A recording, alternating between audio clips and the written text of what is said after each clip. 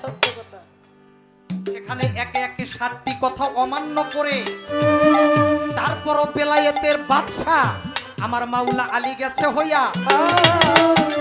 অনেক কথা বলার আছে, বলবো না জানা আছে আপনাদের, আমি গেছি রে বুঝিয়া।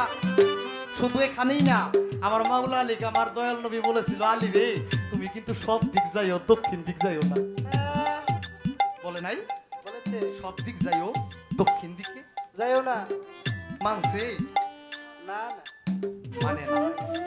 তবে এই না মানা আর ওই না মানা, এই দুই না মানা এক না মানা না। আশা করি সংক্ষিপ্ত তাহার কথার জবাব গেছে হইয়া। এইবার আমার প্রশ্ন হইল আসরে দাঁড়াইয়া, আমি পাইছি যখন ভাবের গায়িকা,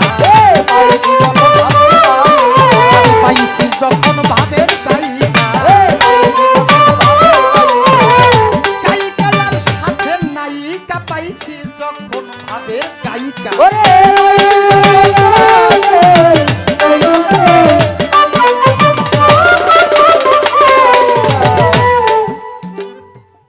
চমৎকার একটি গান করছে বাবা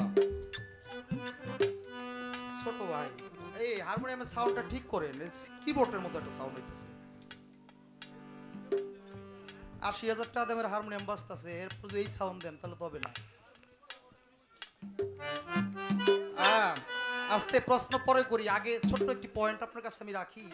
আপনার গানের ভিতর আমি শুনলাম নবী কলির জীব তরাবে বলে জন্ম নিল মানব কুলে। আপনার গানের ভিতর কথাটি আছে, আমি ছোট্ট করে একটু জানবো, নবী কি জন্ম না নবী সৃষ্টি?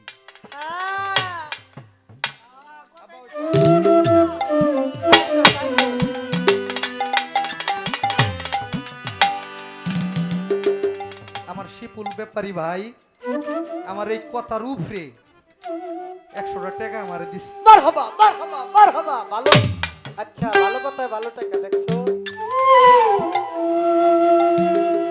আমার জাকির ভাই উনি ওই কথার উপরে 100 টাকা আর আলহামদুলিল্লাহ টাকা লইলো, টাকা লইলো।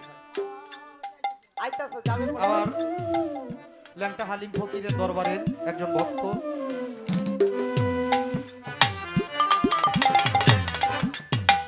ফরহাদ ভাই, উনিও আমার আরো 100 টাকার মাধ্যমে দোয়া করছে।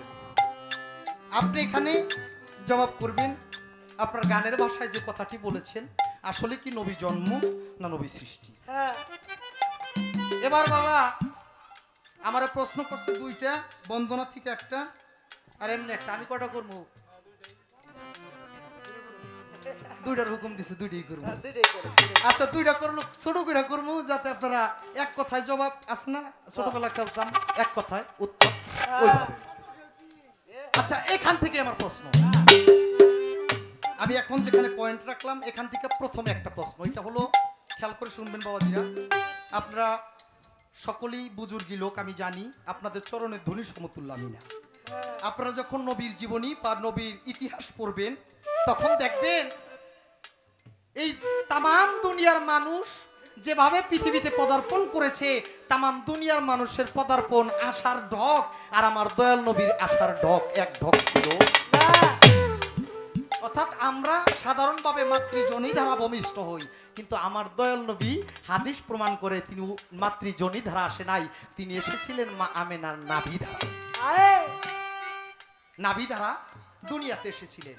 আমার এখানে একটু জানার দরকার, হাদিসের ভিতর পড়ে দেখলাম আমার দয়াল নবী যে দুনিয়াতে এসেছিলেন তিনি এসেছিলেন পবিত্র অবস্থায়। তিনি পবিত্র অবস্থায় দুনিয়াতে এসেছিলেন, এসেই তিনি সেজদায় পড়ে বলেছিলেন ইয়াহাবলি উম্মতি ইয়াহাবলি উম্মতি ইয়াহাবলি উম্মতি। পবিত্র অবস্থায় সেখানে আমার দয়াল নবীর এক ফোঁটা রক্তক্ষরণ হয় নাই, মা আমেনারও এক ফোঁটা রক্তক্ষরণ হয় নাই। কিন্তু হাদিসে দেখলাম যেই ঘরে আমার দয়াল নবী জন্মগ্রহণ করেছে ওই ঘরে 3 ফোঁটা রক্তের চিহ্ন পাওয়া গেছে। যেহেতু আমার দয়াল নবীরও কোনো রক্তক্ষরণ হয় নাই, মা আমিনারও রক্তক্ষরণ হয় নাই, তাদের আশার ভাবটাই ছিল ভিন্নতা। সেই ঘরে 3 ফোঁটা রক্ত আসলো, এই 3 ফোঁটা রক্ত কার ছিল, কি কায়দায়, কোনখান থেকে আসলো? এই এক কথা জিজ্ঞেস করি ছোট্ট করে, আর এক কথা রাখি। হুকুম কিন্তু আপনারা দিছেন, দুইটা কইরা প্রশ্ন করেন, আমি রাখবো না তা বাকি। আর এক কথা জিজ্ঞাসা করি, তুমি জবাব দাও বাউলার ব্যাপারী। আর এক কথা জিজ্ঞাসা করি,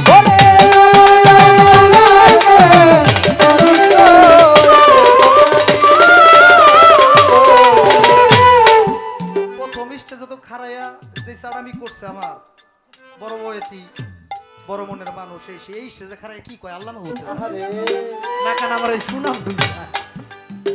কারণ মুখটা একটু ভার দেখি, তারপরও কিন্তু সারাসারি নাই। শান্তি সরকারের এই দেশে কিন্তু নাম আছে, এইটাই আমি গায়ক হিসাবে আমার কানে শুনতে পাই। তাই তো কি সালান পাতি লইয়া ঘুরে ফিরে এইটা জানার আছে দরকার। কারণ আমার পাশে গাইতে আছে আর কেউ না, সে হয় শান্তি সরকার। আমার আর একটা কথা জানার দরকার, মাদারুজ্জুন নবুয়ত একটি কিতাব, এই কিতাবের ভিতরে একটি বর্ণনা দেখলাম। এই যে নবুয়ত, এই নবুয়তের এক টুকরা কাপড়ের জন্য একে একে ৩ জন নবী খুনের হাত থেকে মুক্তি পেয়ে গেছে। এটা কি সাধারণ বিষয় বাবা? না না, এক টুকরা নবুয়তের কাপড়, এই কাপড়ের উছিলায় একে একে ৩ জন নবী খুনের হাত থেকে তারা মুক্তি পেয়ে গেছে। আমার জানার দরকার ওই কাপড়টা কার ছিল, কই থেকে কই আসছিল, আর এই কাপড়ের ঘটনাটা একটু কইলে। আই হা